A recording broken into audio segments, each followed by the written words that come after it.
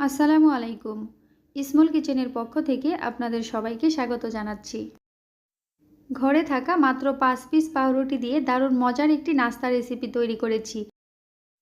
হাতে ধরা মাত্র 10 মিনিট সময় নিয়ে এই মজাদার নাস্তাটি তৈরি করে নিতে পারেন।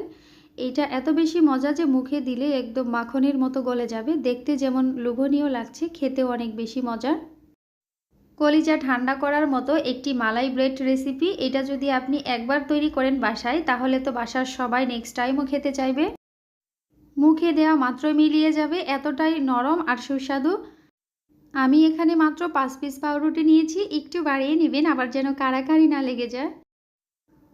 আমি প্রথমত এখানে হাফ লিটারের মতো দুধ নিয়েছি, আর আমি গরুর দুধটাই নিয়েছি। দুধটা খুব ভালো করে জাল করে নিতে হবে।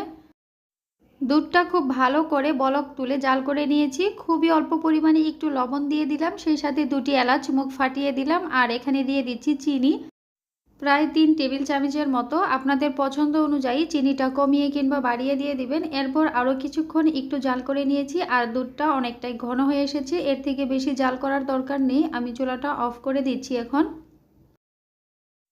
এবারে এখানে আমি এই দুধের ভিতরে একটি মিশ্রণ অ্যাড করব। আমি নিয়েছি কাস্টার্ড পাউডার। এটা যে কোনো মুদির দোকানে পেয়ে যাবেন, মূল্য মাত্র 60 টাকা।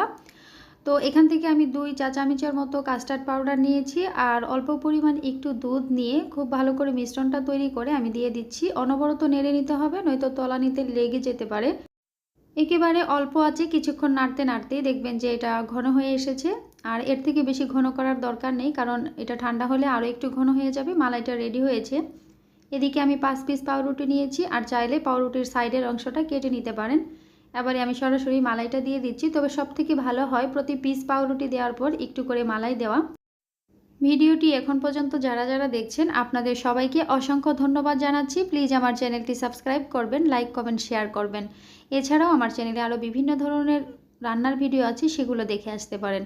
আর যারা আমার চ্যানেলটি অলরেডি সাবস্ক্রাইব করে দিয়েছেন আপনাদের সবাইকে অসংখ্য ধন্যবাদ জানাচ্ছি।